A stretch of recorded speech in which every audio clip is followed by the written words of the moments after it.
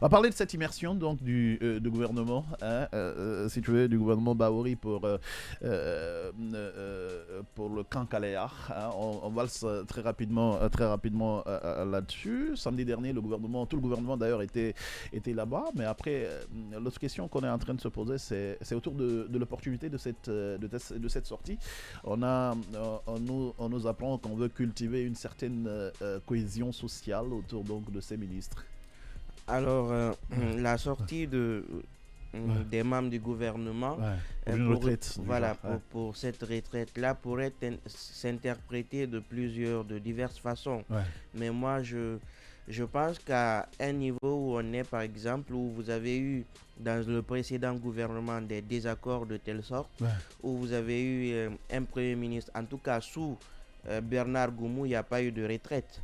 C'est-à-dire sous sa primature, il n'y a pas eu de retraite. C'est-à-dire c'est sous Béa pour la première fois. Voilà, Ouais. pour la première fois. Sous Bernard Gomont, je pense qu'ils ont juste fait Voilà, une tournée où justement. chacun allait dans une préfecture. Voilà, c'est Hein? ce qu'ils avaient fait. Ouais. Mais je pense qu'on a quand même des anciens membres du gouvernement Ouais. et des nouvelles personnes qui ont été nommées. Donc, se retrouver et passer du moment ensemble, échanger, se frotter l'un contre l'autre, je pense que c'est pas une mauvaise chose. C'est justement dans l'idée de permettre aux uns de pouvoir s'accepter mutuellement. Ouais. Parce qu'il faut aussi dire, au-delà de l'autorité qu'on a, là-bas par exemple, on est globalement, on est un peu dépouillé de notre autorité, on se sent humain comme tout le monde, sans pouvoir à rigoler, à échanger sur des politiques effectivement, et à se frotter les uns contre les autres. Je pense que de ce point de vue, socialement pour la cohésion, c'est assez primordial. Maintenant, après, de là à utiliser des armes, de là... Ah ouais, parce qu'on a vu des images comme ça aussi. Voilà, justement, on se dirait... On nous apprend à manier les armes. Bon, on se dirait que si on voulait des cours d'auto-formation, on allait s'inscrire tout simplement. Mais je ne pense pas que ça soit aussi... Mais après, c'est une forme de formation que les gars sont allés suivre. Hein. Bon, je dirais pas... On va apprendre comment vivent les militaires dans les camps. Comment ils font, les types de formations qu'ils ont là-bas, c'est tout ça qui est mis en avant. Non, je ne pense pas que ça soit pour apprendre en 2 jours comment l'armée fonctionne. Bien. mais je pense plutôt que c'est dans une perspective de s'accepter et de ne pas être dans le confort. Vous voyez par exemple... Oui, en effet, surtout. Les lits qu'on a prévus pour eux, c'est effectivement la culture du sacrifice, la culture d'être là dans l'idée d'aider les autres. Je pense que c'est quand même une très belle initiative, mais le côté des armes, peut-être qu'on a voulu juste essayer comment ça fonctionne et puis il y a eu des prises de photos. Je ne sais pas effectivement la cause, mais je ne pense pas qu'ils soient allés manier des armes. Ils sont allés dans l'esprit d'être là les uns près les autres, effectivement sans confort, et puis analyser. Je pense que pour beaucoup de motivateurs ou beaucoup de personnes qui vous parleront... C'est surtout bien de les sortir de la zone de confort, justement, de les sortir de la routine et puis de les confondre un peu à la vraie vie. Tout à fait. Je pense que c'est intéressant, comme ça ils auront un peu de pitié pour justement, pour des questions de service public, je pense que il y a pas mal de temps en arrière, on commençait à dire on a une administration où les gens commencent à perdre la notion de service public. C'est-à-dire, tu vas dans un hôpital, la façon de t'accueillir, la façon de dire prends place.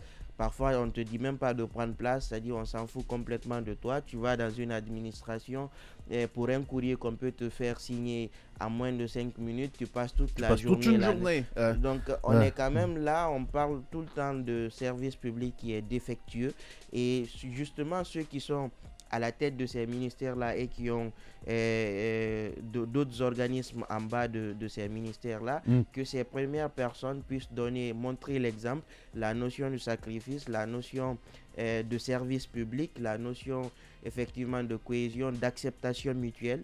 Je pense que si au sein du gouvernement, il y a un tel esprit qui règne, je ne vois pas justement la possibilité dans l'immédiat d'avoir des désaccords.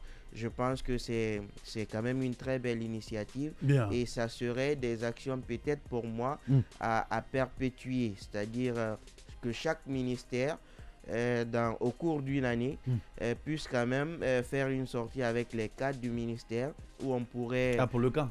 Non, pas pour le camp forcément. L'endroit peut être différent. D'accord. Voilà, histoire d'échanger, histoire de rigoler, de s'accepter. En fait, ça déstresse aussi et puis ça permet de savoir qu'on n'est pas tout le temps dans le travail. Ouais. Il y a aussi des moments où on doit juste passer du bon temps ensemble. Parce qu'au-delà de tout, je vous assure, lorsque vous êtes collègues, lorsque vous collaborez ensemble, ouais. Lorsque vous avez une certaine affinité humaine, au-delà de tout, tous les travaux qui seront demandés passent vite.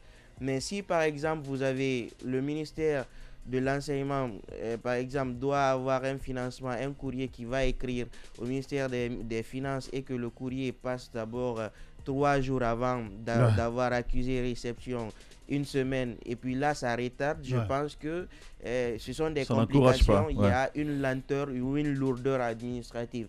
Mais lorsque par exemple le ministre des Finances, vous n'avez pas de soucis, vous entendez, dès que le courrier part, tu l'appelles, tu dis je vous ai appelé, monsieur le ministre, le courrier, il dit j'ai reçu, ok, je vous fais ça. Vous voyez, c'est des petites expressions, c'est des petites attitudes qui passent vite.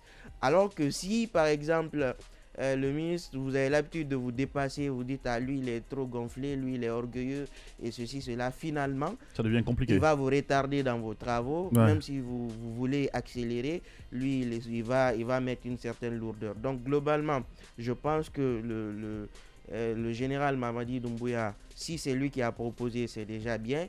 Si ce n'est pas lui, félicitations au Premier ministre Bahouri. Si ça serait également lui qui l'a proposé. En tout cas, je pense que pour une administration qu'on a et pour le passé qu'on a, il est important de privilégier et de perpétuer ce type d'activité. Bon, après, on a quand même eu une première. Est-ce que ça nous a aidé à les comprendre? Espérons juste que cette autre sortie ne soit pas comme la première, parce qu'après, derrière, on nous sort de jolis tests, mais il n'y a rien qui est respecté. Il y a